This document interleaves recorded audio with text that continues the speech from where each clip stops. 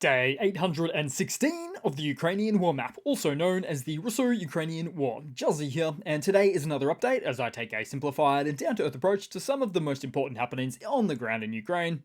So starting off, we'll take a look at those Russian losses, as currently Russia sits on more than 493,000 military personnel losses, representing an additional 1,400 in the past day. Then as for hardware losses, so 14 tanks, 35 APVs, and a whopping 50 artillery. And also note, with these percentage figures displayed on the board representing the approximate number per platform of Soviet stockpile exhaustion levels. With, for example, Russia losing more than 75% of their Soviet tank stockpiles, as these percentages are very interesting figures to track because the higher the percentages get, the stranger the things we see. For instance, we see Russian battle trucks in placement of Russian tanks in some frontline storming positions, or Russian golf buggy ATVs performing a frontline offensive rush instead of armoured fighting vehicles, or motorcycles at the front instead of armoured personnel carriers. But even then, I think the strange has only just begun. Then we'll head to the map, into Ukraine, and quickly starting off where we see another 100% neutralization rate of the Russian drone sorties from Ukrainian air defenses throughout Ukraine overnight. Then we head to the northeast to Russia's creation of a buffer zone, or a sanitary zone as Putin likes to call it, with no interest at all by the Kremlin to capture Kharkiv city itself, as Putin would want you to believe. Of course, Putin only said this after Russian forces failed to collapse Ukrainian positions on the front lines there within the space of 2 days, as quoted by many Russian POWs. But as for the actual map as current, Russian forces did move closer to the settlement of Prilipka, but they're going to need a pontoon bridge or pontoon bridges, or come at the location, the settlement location, from a different vector of attack to achieve that gain. But the question some of you might have posed is, why doesn't Russia take this midpoint protrusion of Ukraine that almost seems to extend into Russian territory? Well, officially, Russia would like to join the two separate fronts on the north, but there's actually multiple factors making it much harder than it looks. So first of all, there's some river networks in the way just beyond the border there, making the travel of Russian convoys difficult.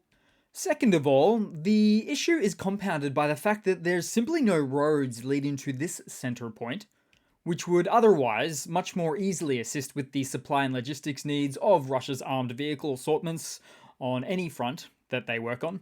Oh, and case in point, slightly to the west of here, you can see Russia opened up a little front where, if you zoom in, that's exactly where the Russian yellow brick road leads to.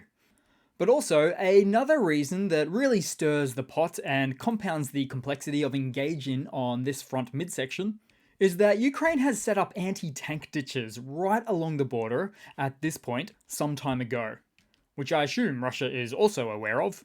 And installations like these are sometimes considered more of a complementary line of defense rather than the primary or first defensive line. As such, Russia would hope to lean into this location at a later time, if or when they find the ground conditions to be more favourable to them. Then headed much more central east, as Russian forces have recently intensified their efforts to seize the operationally significant town of Chasiv Yar, attempting to capitalize on pressure exerted on the AFU due to the Russian army's perception of exerting additional strain on Ukraine's military resources aided by the north. Now, Russian sources claims that the Russian army advanced further up to the canal, although this has not yet been visually observed to date at all. But either way you look at it, the Russian army is still attempting to lead themselves all the way up to the canal, and then beyond it later, but they are still to achieve this operational feat by some margin. Then on the map, and potentially almost directly east of here, as we saw explosions and big plumes of smoke in the occupied city of Luhansk. And this one was believed to have been as a result of a French-provided Scalp EG missile, which is just like the Storm Shadow missiles, essentially, and possibly an ammo or oil depot. Oh, but swinging back, because I may have missed a mention that around the same time, after a daring raid, the Ukrainian or the elite Ukrainian unit known as Kraken launched a fierce assault on Russian positions near Chasiv Yar. They captured 9 freshly minted Russian POWs. And so, as you can see with the picture, nothing to worry about here, nothing untoward. The POWs are alive and well, and their lives have more likely, in fact, been saved as a result of their capture. And they'll receive a nice warm meal later tonight too. Then taking a look around somewhere in the east as we saw the destruction of a Russian T-62 tank in the Donetsk region. And you don't see the very old Soviet tanks, the T-62s, around much at all anymore, as those particular stockpiles seem to be running very dry. Then, also in the east, we saw the destruction of a Russian T-80 BVM tank, which is a tank I sometimes refer to as one of Russia's most capable tanks, due to its more modernized upgrades, and is much less susceptible to turret tossing like that of the T-90 or T-72 tank, which is really what the T-90 tank is based on, and was also named the same, where the turret tossing capabilities of those two such tanks results from the detonation of its ammunition chamber that destructively ejects the turret from the hull, arising from the autoloader's system and the ammunition in the carousel beneath the turret, which lacks sufficient armoured protection.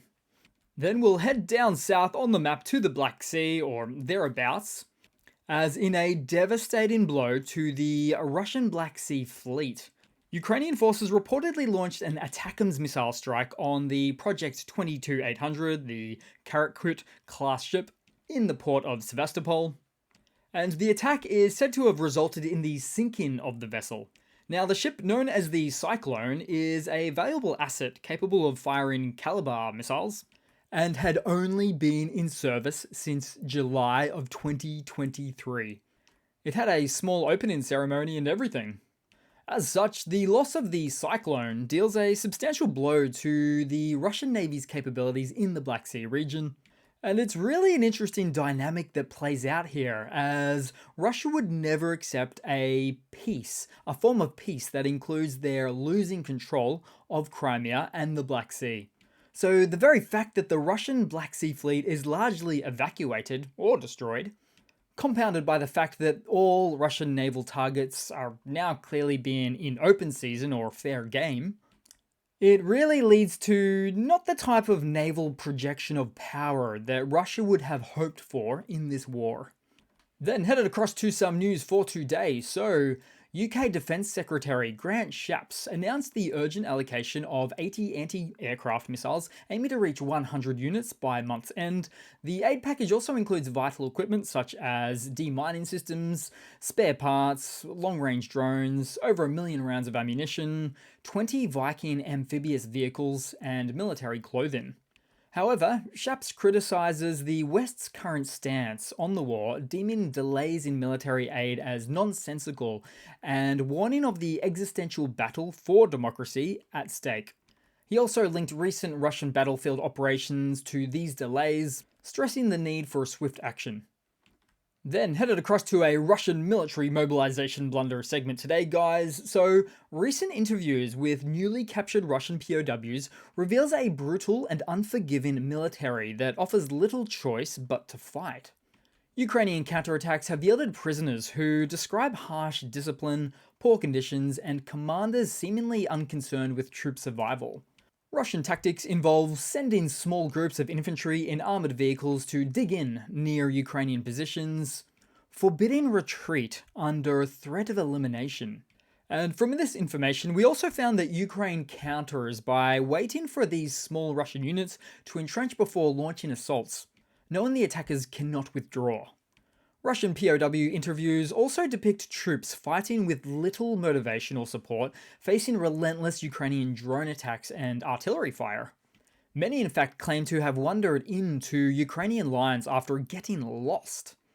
Other stories relay the accounts of unwilling soldiers and callous commanders. So these brutal conditions and lack of options paints a very grim picture of life on the front lines for Russian troops. Then, as part of a related segment, the Sri Lankan government has announced plans to send a delegation to Russia to identify and repatriate its citizens who are fighting alongside Russian forces in Ukraine. This decision comes in response to reports of hundreds of Sri Lankan nationals being recruited as mercenaries through social media campaigns targeting ex-military personnel. Online agents have been obtaining the contact information of former servicemen in Sri Lanka, promising lucrative salaries and Russian citizenship in exchange for their participation in the war, and sometimes under false pretenses as well, such that these types of recruits are sometimes claimed to have been told that they'll only be serving within Russia as territorial border forces in safer pastures. Then, as for another great big Russian military mobilization blunder segment, Ukraine's military intelligence agency, the HUR, reported last month that over 18,000 Russian troops from the southern military district, primarily deployed in Ukraine, have deserted their post, with low morale once again being a persistent issue for the Russian armed forces fighting in Ukraine.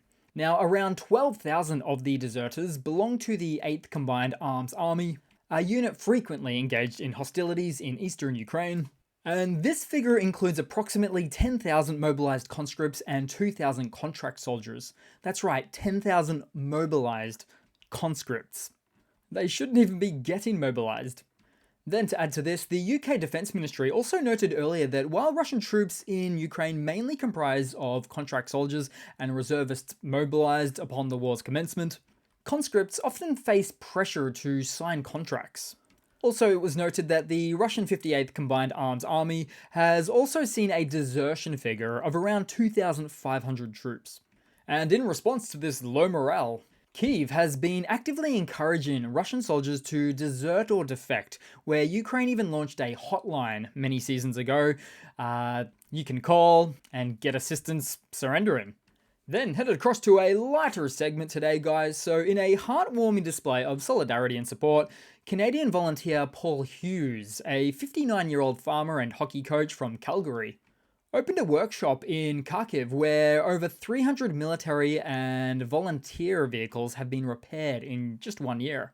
Hughes also founded the humanitarian organization named HUGS, or HUGS, to provide food, clothing, and medicine to residents of frontline areas.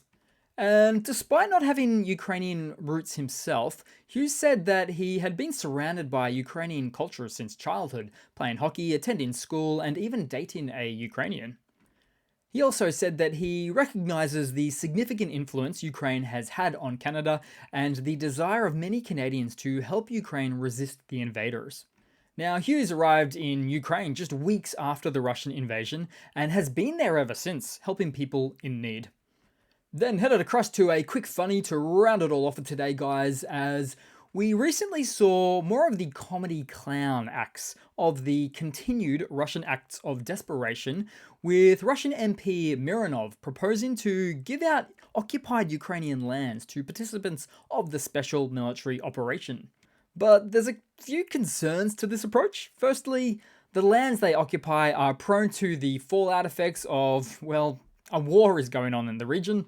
Secondly, Russia never ceases to use their thievery as a core tenet to their own values. And thirdly, under the hypothetical construct that Russia is to achieve its goals and conquer Ukraine, then those SMO participants will either not be alive to benefit, or if they're lucky enough to still be alive, they'll probably just have their promised 2 acres of land. They'll probably just have the land rights repealed for those 2 hectares of land promised, simply because of getting out-thieved by the biggest thieves of them all, the Russian oligarchs in the Kremlin. Ah, the dangling carrot of desperation. So that's it for today, guys. Thanks again for watching. Please continue to like, comment, and subscribe if not already. Really does help boost the channel, and I do hope to see all of you guys there in the next one. Cheers!